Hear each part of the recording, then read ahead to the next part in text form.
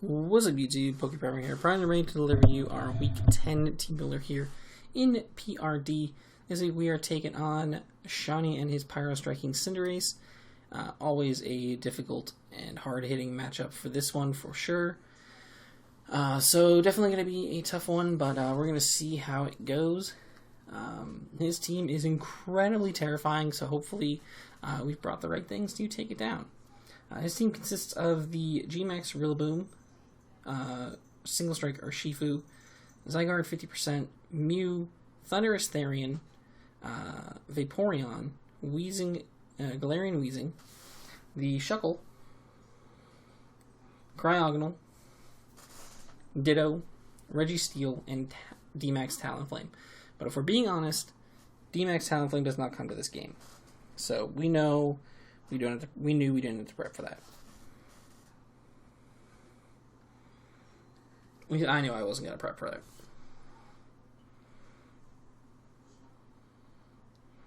What's the point in doing so? He's going to bring G-Max Rillaboom every time against my team.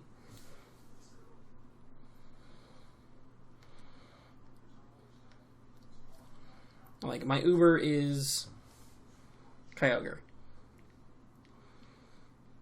Come on. He's bringing G-Max Rillaboom.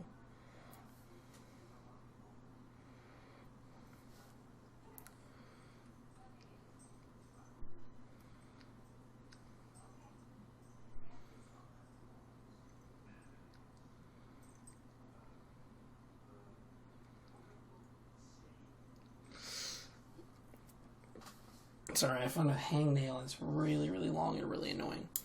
Just gonna deal with that real quick.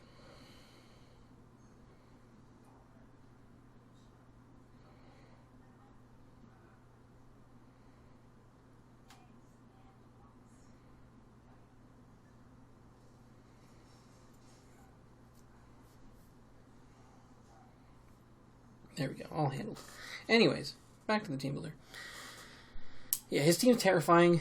The Swiss Army Knife Mew plus Zygarde plus Urshifu plus G-Max Rillaboom is like, this core of power is just gross. There's just no two ways about it. This team is gross. Plus Ditto, so I can't really like bring setup much to deal with him, so that's going to be annoying. So let's just go ahead and see what we're bringing. First off, we have a sub lefties Kyogre, max HP, 40 in special attack, and 216 speed, timid nature. This allows us to outpace the G-Max Rillaboom and anything below it. Basically, I brought sub because I wanted to be able to just sub up in front of Vaporeon. I definitely think Vaporeon comes to this game because Kyogre exists, so, you know, Vaporeon should come to this game, in my honest opinion. But, yeah, we'll obviously see. We never know. But definitely, I think that thing comes to this game for sure. Scald, Ice Beam, Thunder, just good coverage for his team. Obviously, Scald and Rain is going to, you know, really nuke a lot of things on the team, bar the Vaporeon and the Rillaboom, but the Rillaboom potentially can get burned. So that's always a good thing to have. Ice Beam nukes through the Zygarde.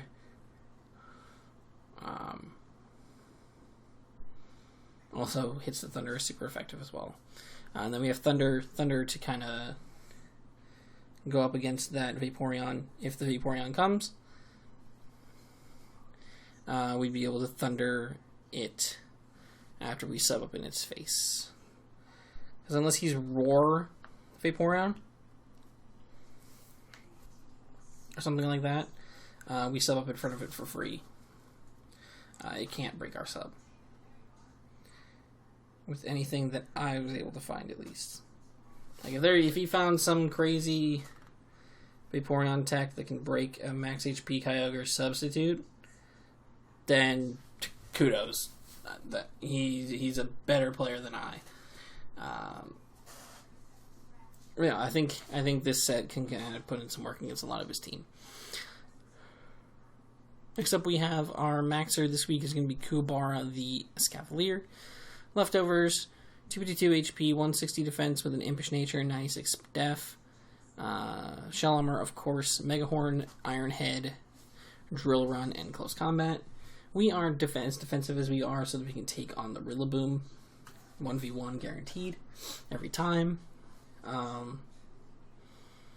Shell Armor, of course, it also helps us with the Urshifu. This thing allows us to kind of just stare down the Urshifu and not care.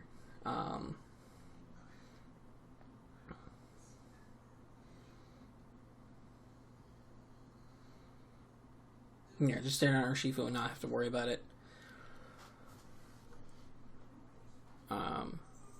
Once we max, Steel Spike really breaks his team down.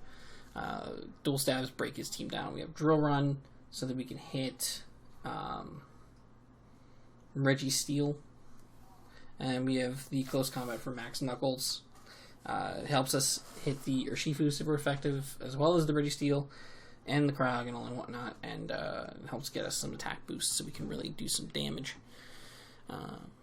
That's our Escavalier. Pretty straightforward, nothing too spectacular. Next up we have Suzaku, the Tapu Koko. We have Life Orb, Max Special Attack, Modest Koko, with 176 into speed and 80 into HP. The 176 speed allows us to outpace max speed base 105, which is Cryogonal, so we're guaranteed to outspeed Cryogonal, and that's going to be the fastest thing that he brings this week, because he's not bringing Talonflame. I made the executive decision when designing this mon that he's not bringing Talonflame, so I did not invest speed for it. And if he does bring Talonflame, then he's made himself exponentially weaker to Kyogre, so I certainly won't complain if he brought T-Flame over anything else, over the Rillaboom. So I'll take it, but I don't think he will. Dazzling Gleam just allows us to be able to hit the Zygarde.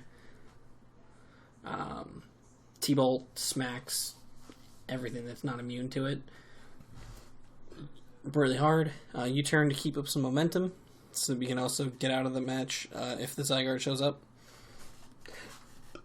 And then Roost, because we're Life Orb, so I want to keep this thing healthy, so if we can force a switch, get a Roost off, and keep this thing rocking, that'd be great.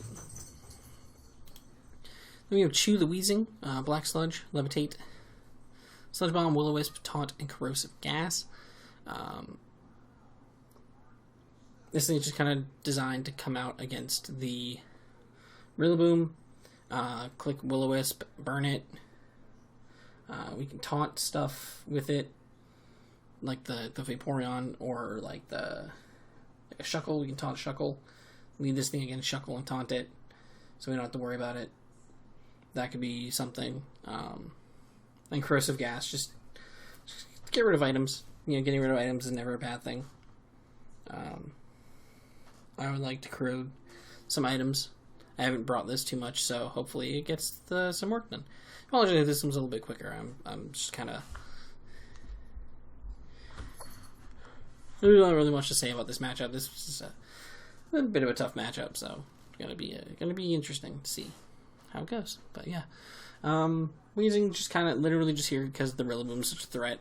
So between Kuwabara and Chew, we should be able to deal with it. We also have Silvally Grass. I decided to bring Silvally Grass because of the Zygarde. We don't really have a lot that can really comfortably take 1,000 arrows, but this thing comes in 1,000 arrows pretty easily. We actually only need that 44 investment for the 1,000 arrows to not take a KOS, and that's Banded. Adamant. And then I threw the rest into special defense and made myself sassy, so that I could deal with things like the Thundurus as well. So making this thing as like a mixed defensive tank to just kind of deal with everything. We have Defog because Shuckle exists just in case I need to be able to defog. Multi-attack for stab, just to be able to hit things like the Vaporeon for the super effective damage, but just to fire off nice solid stab moves and stuff. And then we have Ice Beam for the Zygarde, and U-turn over Parting Shot. Because I believe, if I remember correctly, if you Parting Shot into something that cannot have its stats lowered, you don't switch. And I think Registeel has a good chance to come to this matchup. I think I could see Registeel coming. and if Registeel comes up, it comes in on this thing almost every time, and I don't get to switch out because of my parting shots. It comes in on parting shot every time, and I never get to switch. So U-turn at least guarantees that I can switch out anytime I want to, if I want to try to get some momentum. Last but not least, we have Hiei, the Moltres, the Galarian Moltres. We have Chesto Berry, Berserk, Fiery Wrath, Air Slash, Rest, Agility. 64 speed plus Timid Nature allows us to guaranteed outspeed everything on this team, like a Scarf variants once we get to +2. Rest allows us to get healthy again after we've gotten our Berserk popped, so that we can get up to full, wake right back up, and then potentially get our Berserk popped again later. And then Dual Stab, just because it hits pretty much everything on the team. There's nothing on the team that resists both of these moves, so I could put in a lot of work, could put in a solid effort. So, yeah, that's our Galarian Moltres. Pretty straightforward. That's pretty much it for this one. Pretty short, pretty standard team builder. Just gonna, yeah. The battle goes up tomorrow, so keep your eyes out for that, and hope you guys enjoy.